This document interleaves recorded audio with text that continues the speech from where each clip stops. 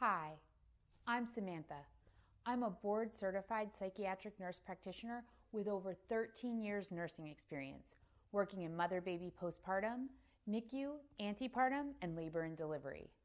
I'm also an IBCLC, I'm perinatal mental health certified, and maternal newborn nursing certified. Have you ever heard that you could pump to induce labor? Today we're going to tell you everything you need to know about pumping to induce your labor. So click those like and subscribe buttons and stay with us.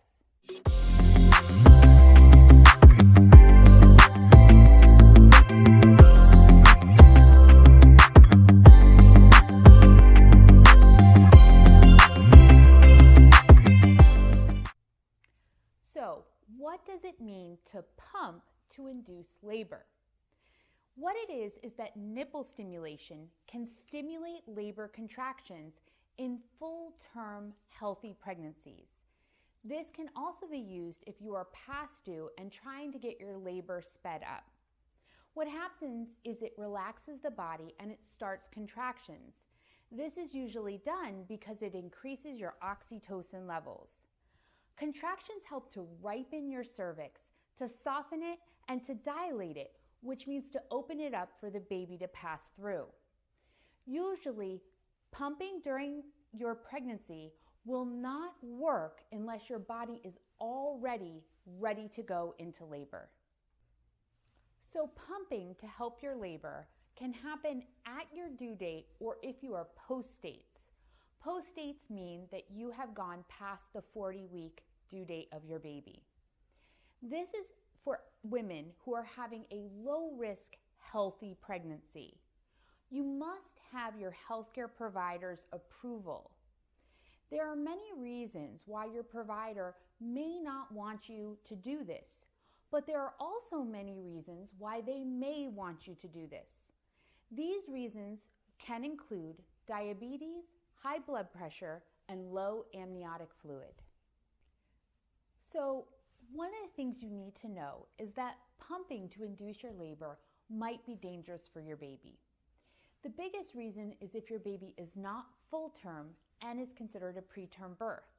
And this happens prior to 39 weeks gestation. If your baby is preterm, that can mean that after delivery, your baby may have difficulty feeding.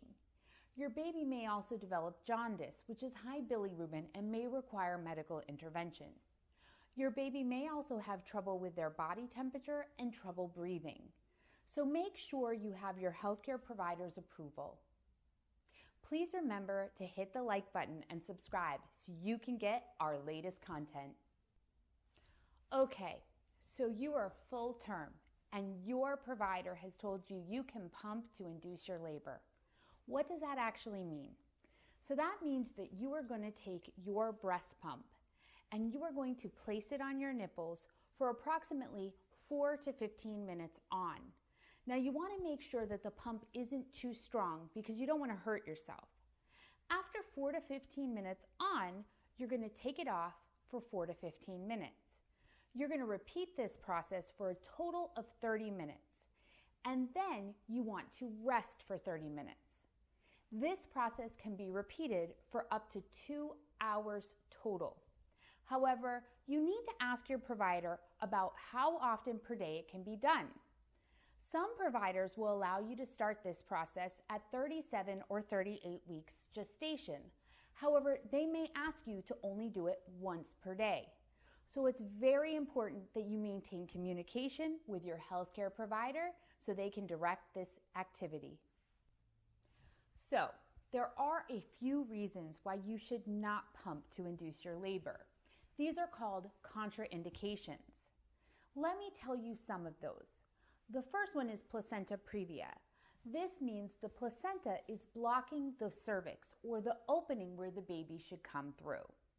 The second is because your baby's head is up or sideways. It's not down and engaged into the birth canal. The third is if you've had a previous C-section with a classical incision. A classical incision is an incision that goes straight up and down. The fourth is that you may have had previous major uterine surgery.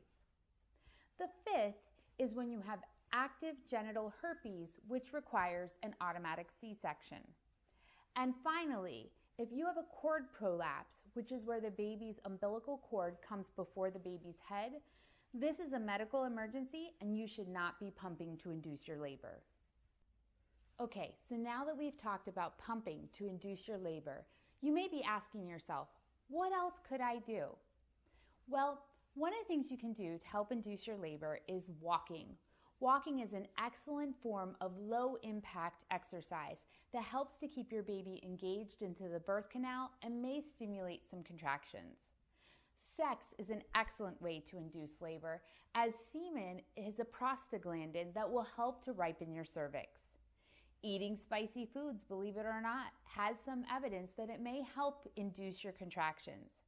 Finally, red raspberry leaf tea and evening primrose oil may be used orally to help soften and ripen the cervix. Be sure no matter what method you're interested in using that you talk to your healthcare provider first.